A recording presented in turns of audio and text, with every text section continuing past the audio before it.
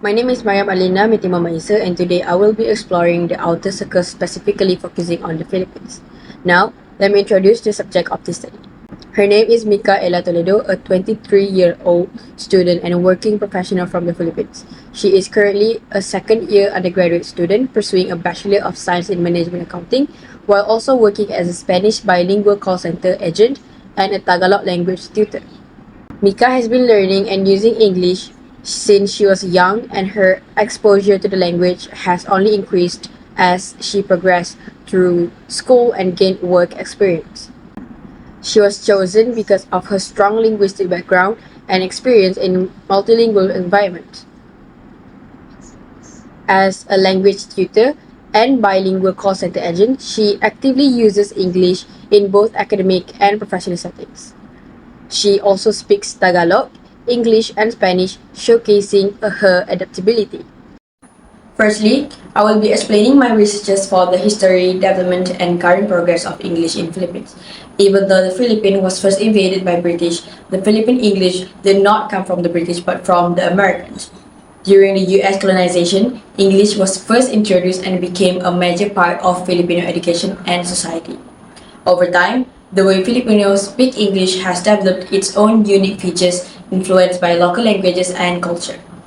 As stated by Oxford English Dictionary 2022, the Philippine variety of English has evolved beyond the American standard, having developed distinctive features of pronunciation, vocabulary, grammar, and discourse determined by the native languages and culture of its Filipino speakers. English is widely spoken across the country. While all regions likely have English speakers, the most fluent speakers are usually found in highly developed areas. According to Diana Polescaru 2024, all regions likely have a decent number of English speakers. However, by total numbers, the highly developed regions are likely to have the most fluent speakers. Those include Metropolitan Manila, Davao Region, and Central Visayas. These places have better educational institutions, more businesses, and stronger international connections, making English more commonly used. Education plays a big role in the spread of English. From primary school to higher education, English is not only taught as a subject but is also used as a medium of instructions for other subjects like science and mathematics. This is because, according to ITTT TESOL 2024, the English language holds immense importance in the Philippines, being recognized as one of the official languages alongside Filipino. This bilingual policy has shaped various facets of Filipino society, including education, government, business, and culture. Now that we've gone through our research, let's find out if it aligns with real life experiences. Let's listen to what my subject has to say and see if their answers support our research. Um, I would say that every part of the Philippines, and in every part of the Philippines, we speak English. Um, because it is our second official language already. So it's our mode of communication at work. So for example, we do interviews at work, we have that. Even our, like for example, signages in the street, like we can also have that in English. Um I I cannot say that it's widely spoken in this specific area, but I would say, for example, our main language is Tagalog. There are other provinces, for example, who has a different dialect, and that they're better in English than Tagalog, because after their dialect, like for example, Bisaya, it's English already that they speak. Based on her responses, our research is strongly supported in terms of history, development, and current state of English in the Philippines. Firstly, when asked about how English was introduced, she confirmed that it came from the Americans, which lasted around 48 years. This supports our research that English was not inherited from the British but from the Americans. She also she also mentioned that English was included in education early on, reinforcing our research that it became a major part of Filipino schooling. She also stated that English has remained in the education system starting as early as kindergarten. This aligns with our research that English is not just a subject but also a medium of instruction. She also highlighted that Filipinos across different regions speak English as it is an official language. However, she added that some regions where Tagalog is not the primary language may use English more, showing that English fluency is influenced by both education and local dialects. In terms of modern English, she pointed out that while the language itself hasn't changed much, its use has evolved. She explained that younger Filipinos mix English and Tagalog, creating Taglish, which supports the Oxford English Dictionary 2022 claim that Philippine English has developed unique pronunciation, vocabulary, grammar, and discourse shaped by Filipino culture. However, she also raised concerns that younger generations are becoming less familiar with pure Tagalog due to their increased use of English. While this wasn't explicitly mentioned in our research, it adds an important cultural perspective on the impact of English in the Philippines today. Next, we will be moving on to the power of English in Philippines. My research showed that English is very important for getting good jobs, especially in call centers and corporate work. The country has become a big center for business process outsourcing because many Filipinos can speak English well. This helps them getting jobs in international companies where they need to communicate with foreign clients. However, there are concerns about how this affects local languages. Filipino and other regional languages like Cebuano and Ilocano are being used less, especially by younger people. Since English is used so much in schools, media, and daily life, many worry that native languages are being forgotten. I also looked at Reddit comments from Filipinos about this topic. Many agreed that speaking English helps with job opportunities, especially for those working abroad.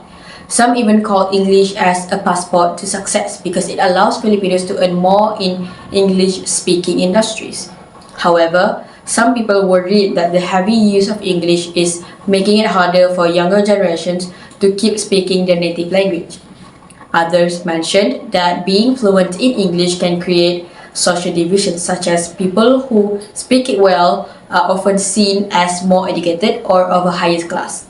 Let's take a look on what my subject has to say about the power of English in Philippines. If it's, for example, labor job, something like that, I am not sure if they do interviews in English, but most of the jobs, especially corporate jobs, it's mostly in English. Like that is the worry of the Filipinos actually. Sometimes if they apply to jobs, they're very scared of the interview, not because of what they have to say, but because they have to say it in English. And um, call center is very common in the Philippines, especially right now. It has grown rapidly, so there's a lot of opportunities for Filipinos. So if you are good in you don't have to be fluent, but if you can communicate well in English, then you have a lot of opportunity, especially in Manila. Very competitive. Like I said, the call center is very common in the Philippines. Like for example, I am a call center agent as well. When I speak with customers from America, they would assume already that someone is from the Philippines. Although sometimes there racism, something like that, but they know it already because there's a lot of Filipinos who speak good English. But somehow it's also like sad for me because I teach Tagalog and I hear that, for example, my student from the US, that they really love to speak Tagalog but they can't. So I realized that there are still people who want to preserve it, who want to learn it, but it's difficult for them. For example, they want to go to the Philippines and practice their Tagalog, but they can't because Filipinos would speak English to them. Because it's not a problem at all. It's not like you can communicate if you don't speak Tagalog because Filipinos would speak English to you. So somehow it's bad because they can't like practice their Tagalog and they see that they can survive, in the Philippines using English, something like that. Based on her responses, her answers supported much of what I found in my research.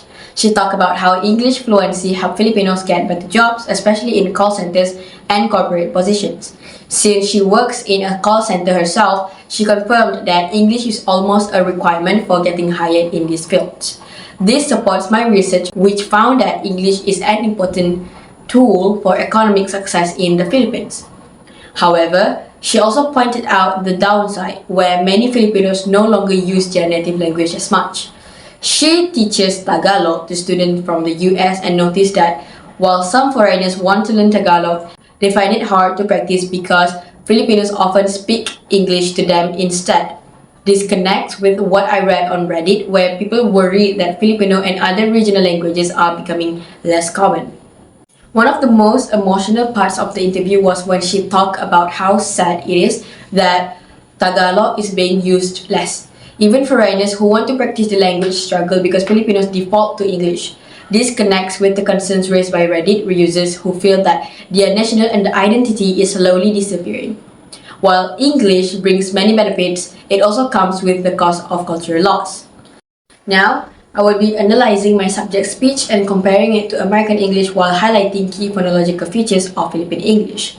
Let's first watch a clip of her reading a text I have prepared. Okay.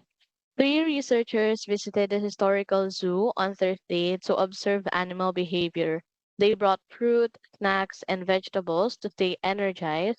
Vince was very enthusiastic about studying the movements of elephants and zebras. Under a tree, they discussed their recent travels and shared insightful stories. Later, they walked along the busy street near the university to get coffee. It was a productive day, and they promised to collaborate again soon. Before leaving, they took a memorable picture under the starry sky and stored their equipment in the red refrigerator. After reviewing my subject's pronunciation, I have identified 5 key phonological patterns. One of the most noticeable features in her speech was the pronunciation of r. Instead of the approximate r commonly used in American English, she produced a tapped or slightly rolled r, similar to the sounds found in Spanish and Tagalog.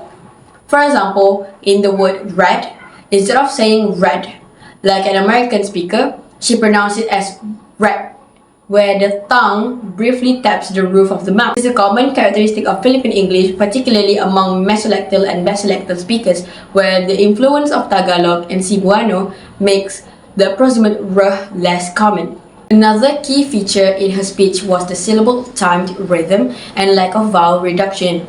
In American English, unstressed vowels are often reduced to a schwa, making speech more compressed and rhythmic. However, my subject fully pronounced each syllable, maintaining clear vowels even in unstressed syllables. For instance, instead of pronouncing movement as movement, where the unstressed vowel is reduced, she said movement, keeping the full pronunciation. Similarly, in collaborate, she pronounced it as collaborate instead of the American collaborate. And in memorable, she said memorable instead of the American memorable. This tendency reflects the syllable-timed nature of Philippine English, where each syllable is given roughly equal emphasis, unlike American English, which follows a stress-timed rhythm. Another notable trait was the devoicing or weakening of final d. In American English, final d is fully voiced and pronounced clearly, creating a strong distinction between d and t. However, my subject tended to weaken the final d, making it sound closer to t, such as in red, which sounded like red. This is a common pattern in Philippine English, where final stops like d and t are often weakened or unreleased, influenced by local languages that tend to soften or omit final consonant sounds. My subject also showed evidence of vowel merging, particularly between e and a. Instead of distinguishing between these two vowels like American English speakers, she merged them, pronouncing collaborate as collaborate rather than collaborate. This means that words like cat and cot may sound more similar in her speech, whereas in American English, these vowels are clearly distinct. Finally, one aspect where my subject closely matched American English was in her pronunciation of diphthongs. Words like sky, day, behavior were pronounced with full diphthongs, maintaining the same sound quality as an American speaker. This is a defining characteristic of Philippine English as it retains diphthongs fully, unlike some British and Southeast Asian English varieties, where diphthongs may flattened. While this suggests some exposure to standard English pronunciation, it does not outweigh the other phonological traits that indicate her strong Filipino accent. Overall, her phonological patterns align with Mesolithic Philippine English with noticeable influences from Filipino pronunciation. This analysis highlights how Philippine English is a unique and dynamic variety shaped by both American influence and local linguistic heritage. To sum up the analysis of the Outer Circle country, Pakistani English and Philippine English, they have been nativized but still carry influences from their local languages. My subjects, Mesolithic Philippine English, share similarities with Pakistani English, such as clear syllable pronunciation and vowel modifications, reflecting the phonetic patterns of their native languages. However, while Pakistani English often features vowel lengthening and retroflex sounds, Philippine English tends to have a tap r syllable time rhythm and the voice final stops. Both varieties showcase how English adapts uniquely in different regions, shaped by education, exposure, and local linguistic heritage.